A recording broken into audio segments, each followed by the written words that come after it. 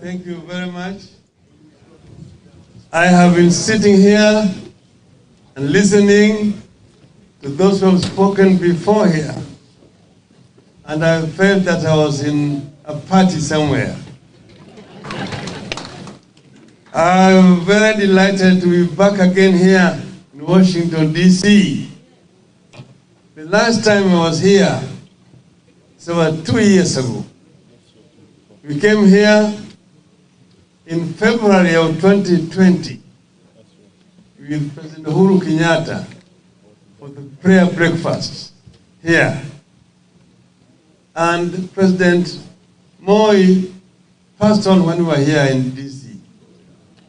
And President Uhuru Kenyatta had to rush back home, leaving me here. I went to via Addis Ababa, AU, and back home. We buried Moi, and thereafter, COVID started. Since that time, it has not been possible to come back to this country up to now. Now, as fate would have it, as I was planning to come back here, again, the third president passed on. The second president passed on when I was here. The third president passed on when I was coming here. And therefore I have to cut short my trip again to go back and bury President Mwai Kibaki. But that is fate. All the same, we are happy to meet all of you again here today and I see a new spirit among the Kenyan diaspora in the United States.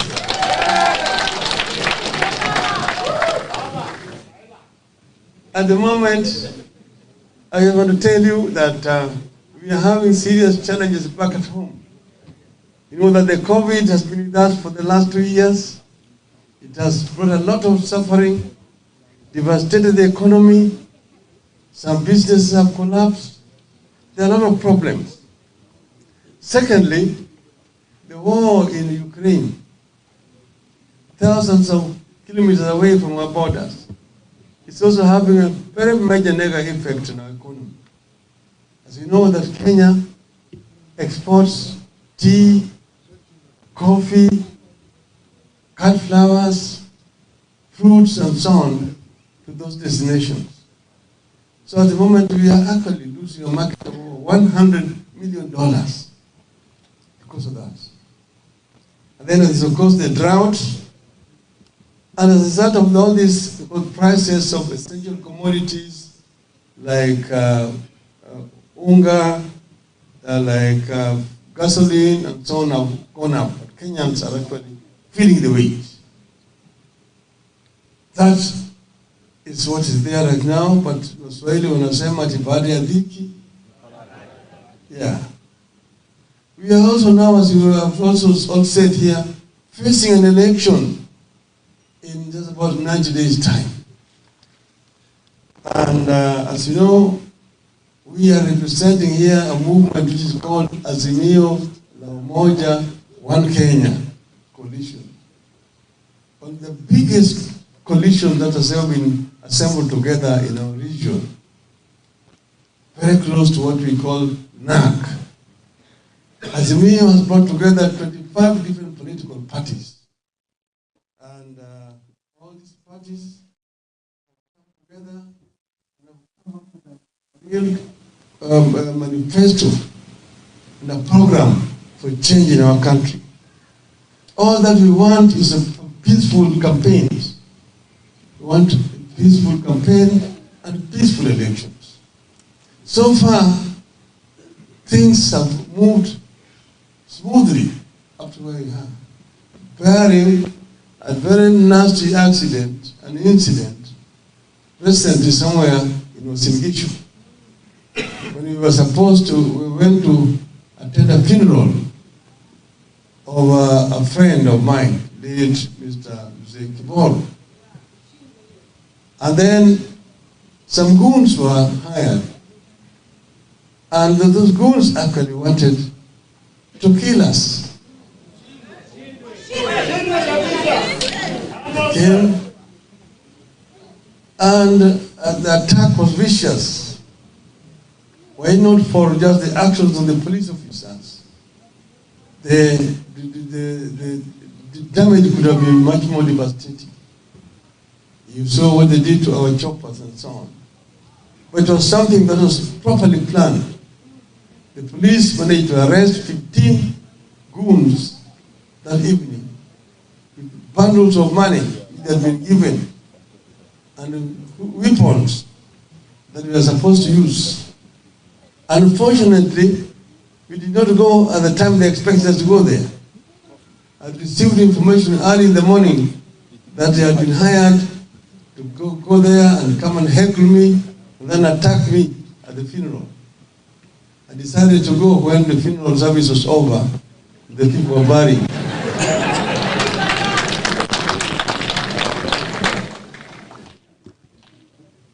Now our adversaries have tried very many things. They came up with first a very divisive ideology, or that, oh, it is the rich versus the poor, the dynasties versus the hustlers. But that itself has not changed. Then they now came up with what they call bottoms up.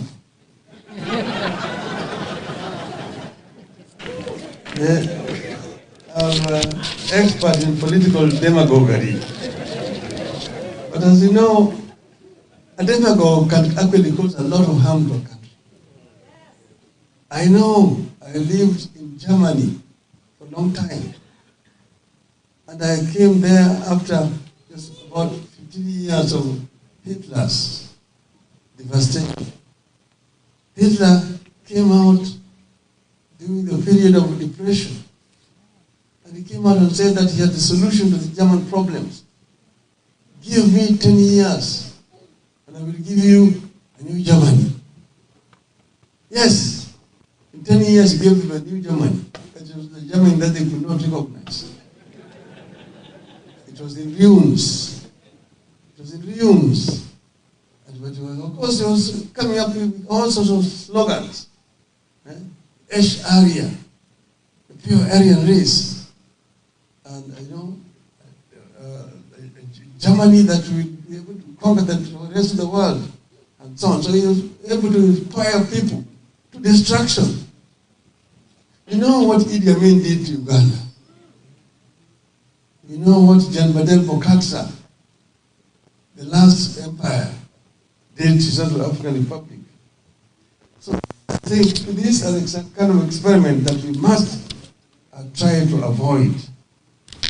We and Azimio are certain and sure that barring any very serious catastrophe, victory is on the side of Azimio la Umoja.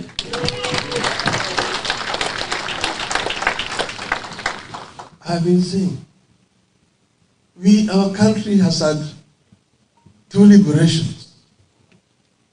The first liberation ended the colonial rule and brought political independence to our country after many years of colonial subjugation. Then, after that, a new independent regime came into the country, but through a succession of amendments to the Constitution, they established a very authoritarian dictatorial system where the people came. brought a lot of suffering to our people. We Kenyans are going to go back to the trenches to struggle for a second liberation.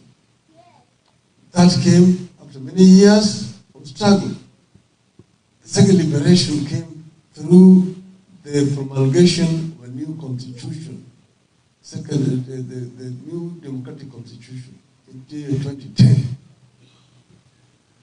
But then that said it was still enough. We have a new constitution, but Kenyans are not happy. That's why. Because we have not been able to address the issues that made Kenyans first to go to the trenches to fight against colonialism. I was present when they were struggling. And they were saying that we want Mzungu to leave, the African government to take over, to enable us to fight against three major enemies of our people: ignorance, poverty, and disease. 50, 80 years down the road, those enemies are still there. Some of them have even become stronger. And that's when listening to you people here, issues that you've been addressing here are all have lot to do with those three major enemies of our people. And the founders of our nation had a dream, a Kenyan dream, like they talk here, this kind of the American dream. The Kenyan dream, you find it in our national anthem.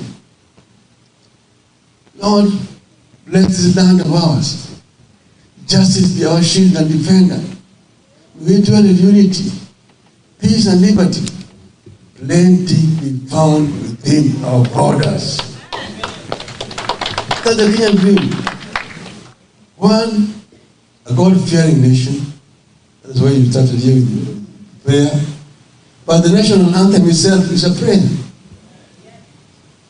God bless the land of ours. Justice be our shield and defender. Justice can only be a shield and defender if there is democracy in a country. When we dwell in unity, peace and liberty. Unity, people are united. There's no discrimination on the basis of race, of ethnicity, of religion, of gender, of age. People are all equal in unity, peace and liberty. Peace is not just the absence of war. A hungry person is not a peaceful person. Peace and unity, people are united, and liberty. But more importantly, plenty be found within our borders. Plenty be found within our borders, that means a prosperous nation, a developed nation, where people live in prosperity. Nobody sleeps without food, hungry. Nobody lives in the street without shelter. Every child has opportunity to get education. And anybody who is well sick can get proper medical attention. That's where we are. And in the Bible, the country where there's plenty is called, that's what I was, that's the Canaan I was saying, I'm telling you.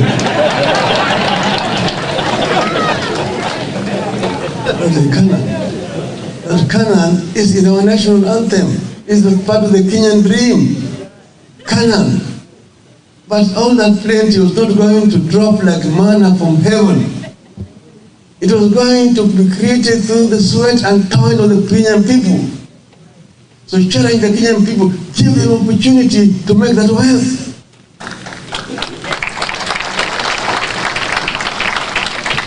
Our people can create that wealth.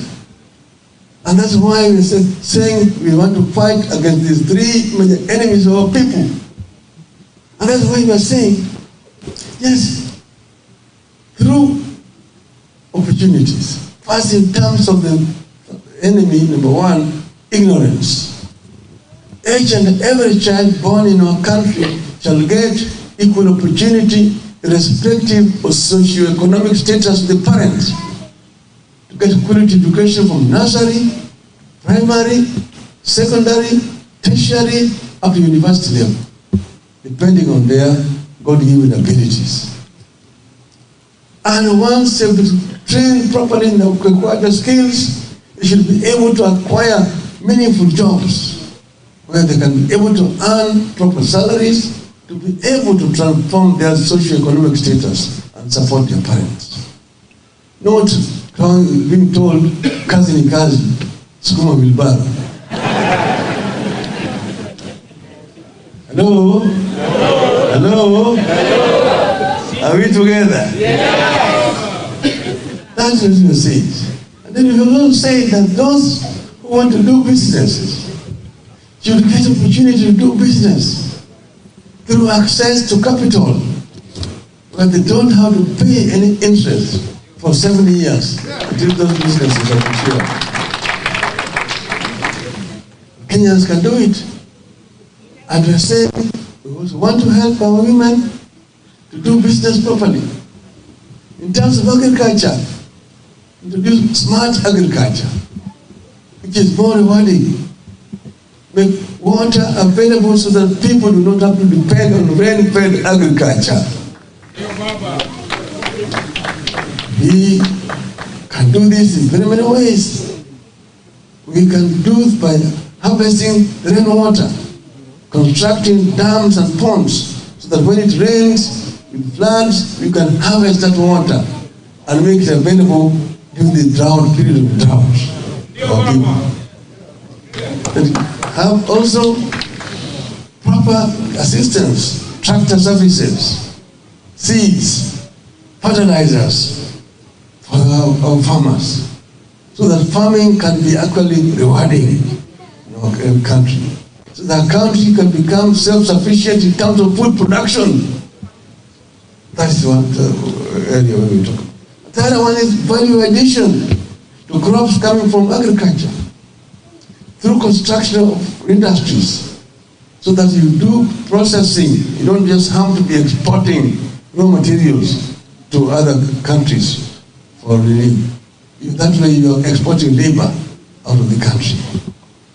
That is something that we are talking about. In terms of enemy number 2, which is number 3, health. Yes, she was mentioned this year, the other lady, we had talked about here. Health is talking about availability, accessibility, and affordability. It must not just be available, but it must be accessible. We're talking about maternal health care.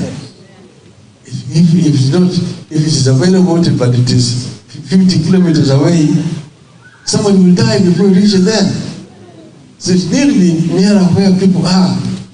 That's why we are talking about at least level 3 house facility in each and every sub-county.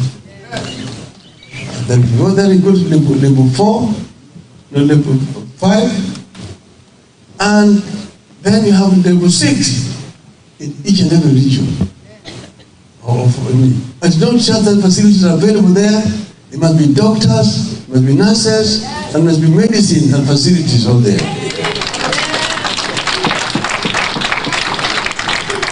And she gave another example of the high cost of healthcare, which people cannot afford. That's why we say the answer is Baba Care. Baba Care.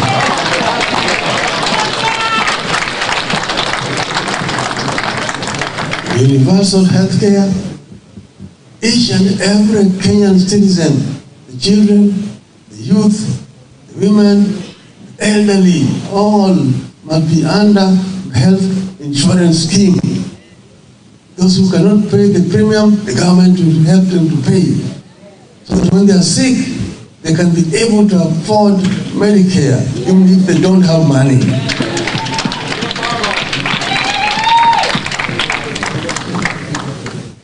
Then the other things is infrastructure. Bring the infrastructure closer. We talked already about water, roads, we talk about electricity. Bring it closer to the people and make it accessible and affordable. Right now, the cost of electricity per unit is 14 US cents. In Egypt, it's 4 cents. People cannot afford it. No wonder manufacturers are moving out and going to set up in Egypt and manufacturing there and then sending back to our markets. The other one, manufacturing has almost come to a standstill.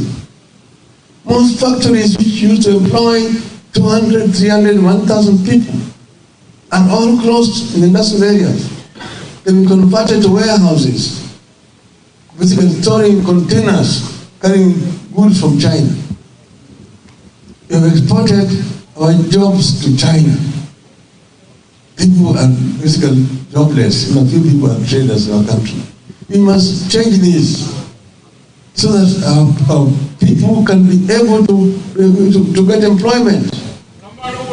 We are talking about textile.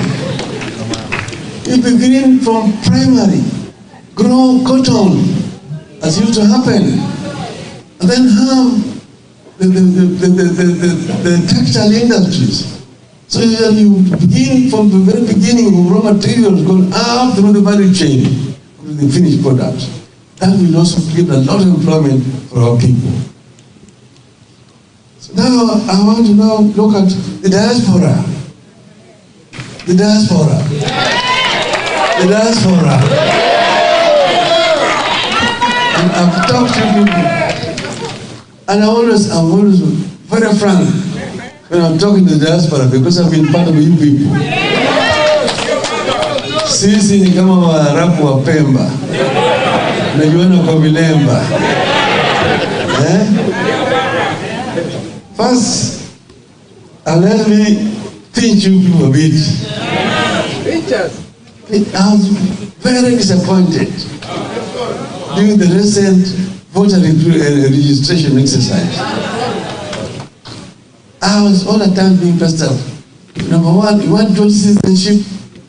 Two, we want to vote. Want the right to vote. I made too much noise.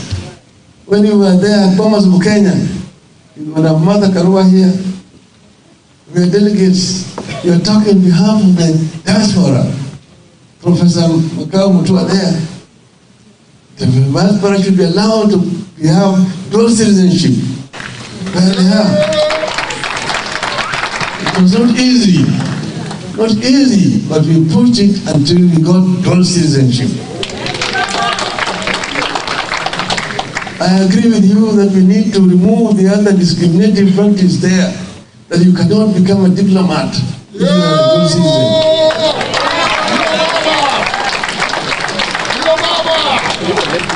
That we will remove. Hiyo itatoka.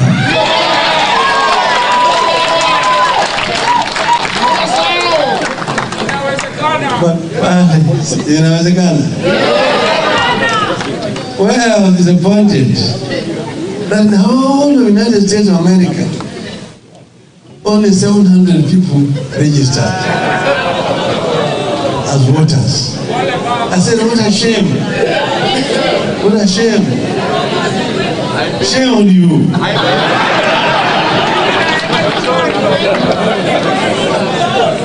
Next time, we'll try better.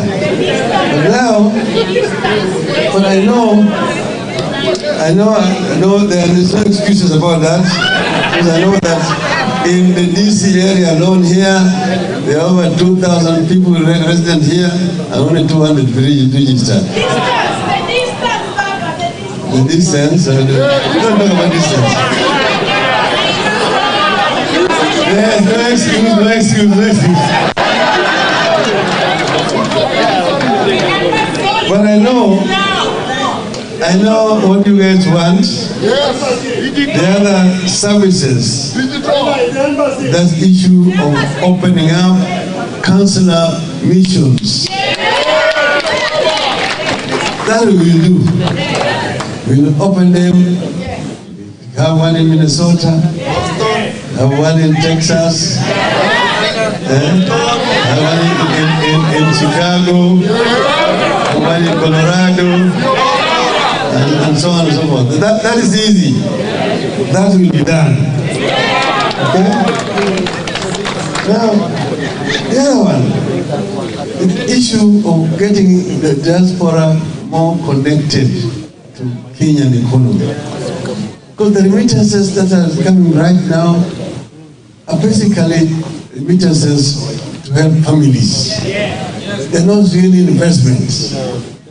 And as Mr. Shabal told you guys, it partly is the problem of the mistake is with the system there. The government creating proper investment opportunities for the diaspora. Yes. So that you can invest. An investment in Kenya earn you much more than an investment here in the United States. Yes. Bank here, they will give you 3% investment, and you can get 6, 8, 10% back in Kenya. And we require this investment. Kenya does not need aid. What we require is trade and investment.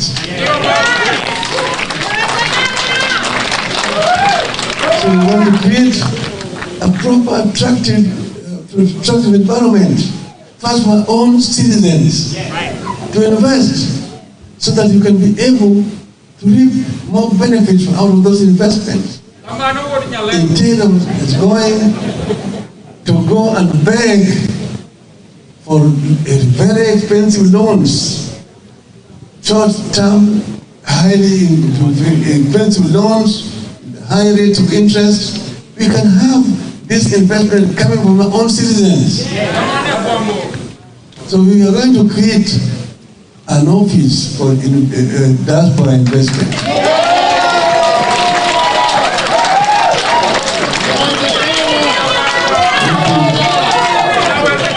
Help protect your investments and opportunities, and we're going to be shown areas of proper investments. Anywhere you can invest. For example, we're trying to now start up again affordable housing scheme. Affordable housing, real housing scheme. The government has tried to create a housing fund through a housing levy. The trade unions actually opposed it, and that's why it was not done. We have now had a discussion with KOTU, and they have agreed. So the first thing we're going to do is to create a housing development levy. Then we create a fund, a pool, in which we can be able to construct low-cost housing, high quality, and the diaspora can invest in those ones there, back in Kenya. That is going to be an opportunity for the diaspora to invest. So we are telling you people, be like the Jews. The Jews can be third, fourth, fifth generation American, but they're still Jews. And when the mother Israel is in distress, they all answer, they all call back. So this is what I'm telling you people, be like that. You're a Kenyan. Whether you're a fourth generation Kenyan here, whether your father came not on the Mayfair, but on the airlift.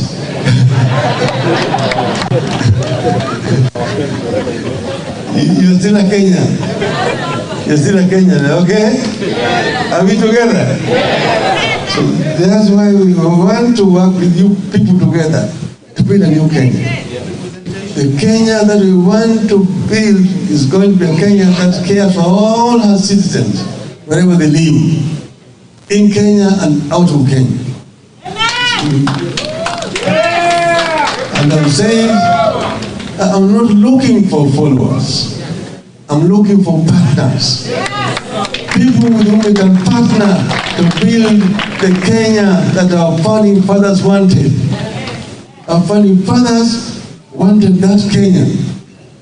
They said we want a Kenya where everybody is equal, no discrimination. A Kenya where people share everything that they have. A Kenya where nobody sleeps hungry. A Kenya of opportunities, boundless opportunities. We have all those things in our country. Kenya is the cradle of mankind. All the fossils of humanoid species have been discovered in Kenya. We have got a lot of raw materials. So we are saying that Kenya does not need to be playing in the third league. Kenya needs to be playing in the first league. We do not want to be compared with the worst of the world. Oh, look at Somalia. Look at South Sudan. Look at Ethiopia. We are an island of peace in a sea of turmoil. No. Compare Kenya with Kenya's peers, Kenya's equals. At the time of independence in 1963, Kenya's economy was equivalent to that of South Korea. In terms of GDP, in terms of per capita income, in terms of levels of industrialization, in terms of levels of literacy, all the major economic indicators, Kenya and South Korea were equal. 58 years down the road, Korea's economy is 50 times bigger than that of Kenya. When I was Minister for Roads, I went to Korea to ask for assistance to give me equipment for road construction. They gave me $50 million of loan, and we bought equipment there, graders, excavators, tippers, compactors, all manufactured in Korea. Samsung is manufactured in Korea. Daewoo manufactured in Korea. Hyundai manufactured in Korea. You are still struggling to manufacture an Idlu.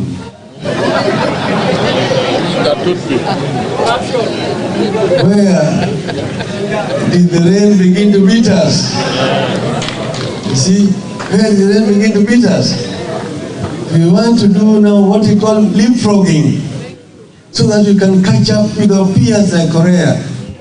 Don't compare us with these failed economies of the world here. Kenyans compare with the best of the finance of the best. That is the route we want to go.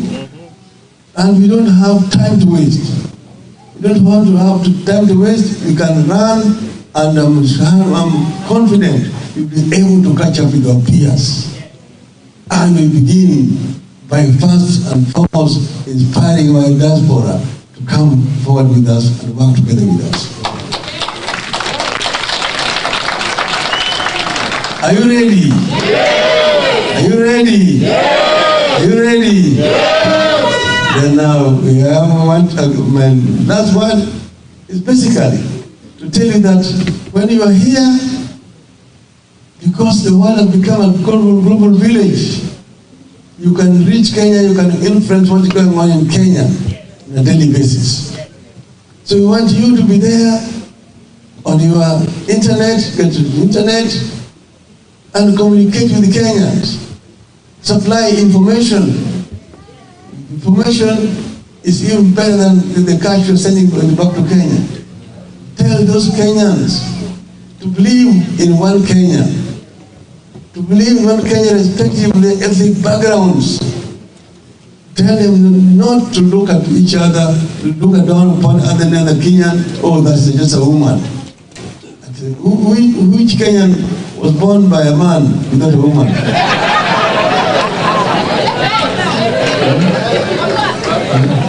Which one? See, iko Mkenya ambaye alikuwa ana baba. Kwa kazi ya uzazi, kazi ya mwanaume ni sekunde tu.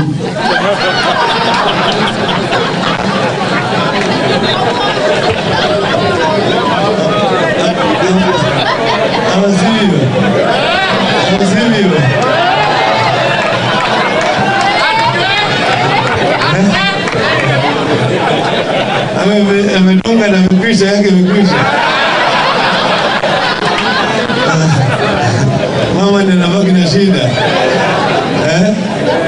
Miezi 9 mzima kama mama anahangaika. Anashani hapo, mara nyingine kichwa na muuma, tumbo na muuma, hali yake mbaya, anatapika.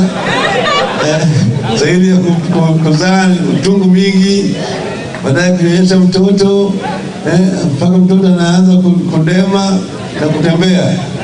Alafu baadaye unasema tu unamuke tu. Pumbavu.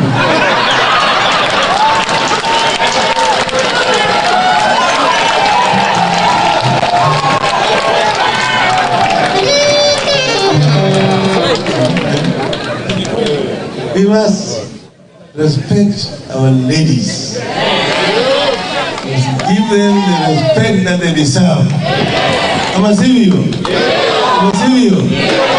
And that's why I talk about affirmative action to lift our women so that we can be able to play a role equal to that of our men. Mko tayari? Mko tuko pamoja? Azimio.